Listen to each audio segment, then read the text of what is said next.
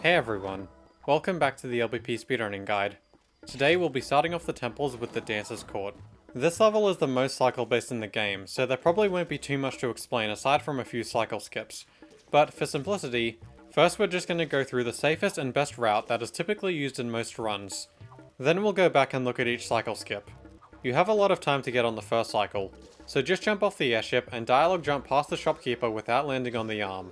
Get a swing from the cats, then if you want you can do an LCJ to skip the stairs and save a bit of time, but it isn't required for the first cycle, so just go up as normal if that's easier. Bounce up to the next area, then wait for the next cycle for the blue platform. Once you get to the second horizontally moving one, it's super easy to time a running jump off of it to then fire boost and completely skip this section. This is the easiest cycle skip in the level since the window to jump off is so big, so you should always go for it. Just don't jump off too early. Climb up the dancer as normal, going back a layer and then getting on top of her to jump off after moving back up. The movement across these platforms are also done as intended, until getting to the last one where you're able to get momentum from it going into the next section. If you're still on the same cycle as this, you'll never have to worry about the arms being there for you to land on since their movement is global. Move across the next section as normal, then get onto the moving platform as it comes down to you, where the next few platforms are also moved across normally. But once you reach the vertically moving one, it's time for another cycle skip. By timing another running jump off just before it starts slowing down, you're able to skip the next platform to reach the ones moving in a circle. This is another pretty easy one, so you should always be going for it.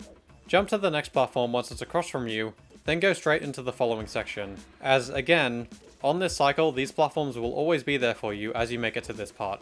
A lot of the next section is done as intended again, where you just move across the platforms when you're able to, being able to make it through this section on the first cycle of the 3 platforms moving back upwards.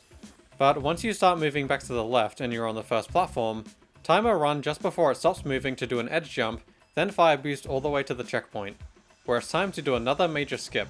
By timing a jump off the snake as it's moving upwards, it can be pretty easy to land out of bounds on this upper platform. Unfortunately, there's a pretty big range of heights that the snake can move its head to, so you'll just have to wait until it gives you a good one to do this with. You can stand behind the snake while you're waiting.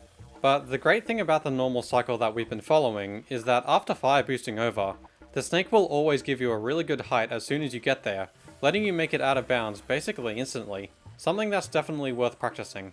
Once you are up here, you can jump into the side of the next ledge to slide up it, where then doing an RCJ from the front gets you to the very top of this structure. Then if you just jump off the edge, surprise, we're at the scoreboard. So yeah, because of how this level loops around itself, we're able to go straight to the end from here. You can quit to the pod pretty early during the fall, but leave enough time so that you're sure you'll make it. And that's pretty much all the stuff that you need to know to consistently run this level at a decently fast pace. But now, we're going to go back through and look at all of the harder cycle skips that we ignored.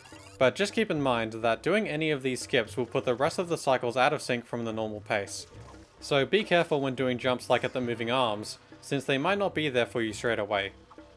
If you have perfect movement at the beginning of the level, with jumping off the airship, slope jumping off the building, and doing the LCJ to skip the stairs, you're able to barely catch an earlier cycle for the first blue platform, but this is pretty tough. The next cycle skip comes from climbing up the first dancer super fast.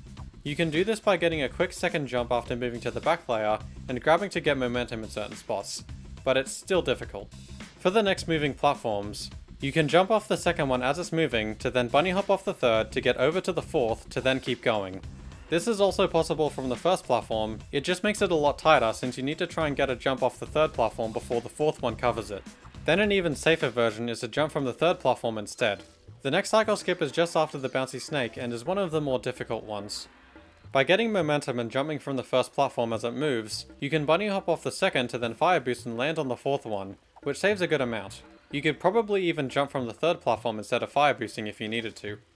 Then for the last one, it's pretty narrow, but at these platforms it's actually possible to jump through the gap between the upper platforms as they're moving, to then use the fire to bounce to safety, which doesn't save a lot so it might not be worth the risk, but it's good to know about. And that's all of the cycle skips that you can do in the Dancer's Court, as well as the best route to take when trying to play the level both fast and safely. We'll see you next time in another very cycle-based level, Elephant Temple. See you later.